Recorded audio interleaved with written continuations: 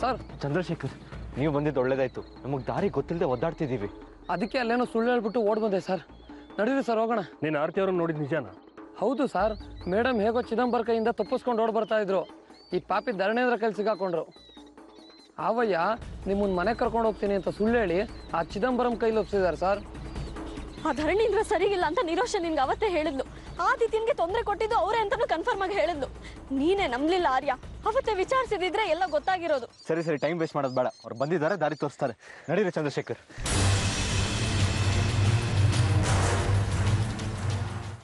ಕತ್ಲಾಗ್ತಾ ಬಂತು ಸರ್. ಚಂದ್ರಶೇಖರ್ ಇನ್ನೂ ಬರಲೇ ಇಲ್ಲ. ಏಯ್, ಅವನೇ ನಿಮ್ಮ ಅಣ್ಣನ ತಮ್ಮನ? ಸುಮ್ಮನೆ ನಡಿ. ಹುಷಾರ್ ಸರ್, ಬೇಗ ಬನ್ನಿ, ಇಲ್ಲಿ ಚಿರತೆ ಕಾಟ ಇದೆಯಂತೆ. ಲೇ, ಈ ಟೈಗರ್ನ ಯಾವ ಚಿರತೆ ಕೈಲೂ ಮುಟ್ಟಕ್ಕಾಗಲ್ಲ. ಹೋಗಿ ಆ ಕಡೆ ಹುಡ್ಕೋಗು.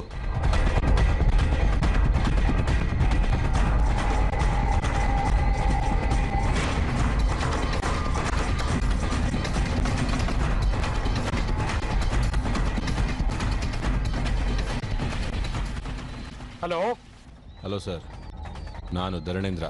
ಓ ಧರಣೀಂದ್ರ, ತುಂಬ ಥ್ಯಾಂಕ್ಸ್ ರೀ. ನೀವು ಇಲ್ಲದೆ ಹೋಗಿದ್ರೆ ಇವತ್ತು ಇವರು ಮತ್ತೆ ನನಗೆ ಸಿಗ್ತಾನೆ ಇರಲಿಲ್ಲ.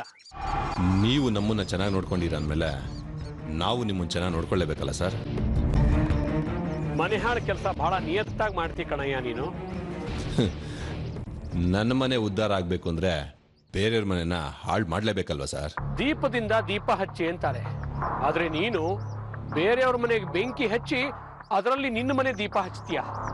ಸರ್, ದಾರಿನಲ್ಲಿ ಸೂರ್ಯ ಮತ್ತೆ ಅವನ ಮಕ್ಕಳು ಸಿಕ್ಕಿದ್ರು ಸರ್. ಸೂರ್ಯಾರ್ಯ ಸಿಕ್ಕಿದ್ರ? ಏನಂದ್ರು? ಪಾಪ ಫುಲ್ ಇಳ್ದೋಗ್ಬಿಟ್ಟಿದ್ರು ಸರ್. ಸಾಯೋಗಾಗ್ಬಿಟ್ಟಿದಾನ? ಸಾಯಿಲಿ ನನ್ನ ಮಗ. ಸರ್, ಅಪ್ಪ ಮಗ ಇಬ್ರು ನನಗೆ ರೋಪ ಹಾಕಕ್ ಬಂದ್ರು ಸರ್. ಯಾಕೆ ಕೊಟ್ಟೆ ನೋಡಿ ಇಬ್ರಿಗೂ. ಹೌದಾ? ಸೂರ್ಯನಿಗೆ ಹೊಡೆದ್ಯಾ? ಸೂಪರ್ ಕಾಪ್ ಕಣಯ್ಯ ನೀನು. ಅಲ್ಲ, ಒಬ್ಬ MLA ಹೊಡೆಯೋದು ಅಂದ್ರೆ ಏನ್ ಸಾಮಾನ್ಯನಾ?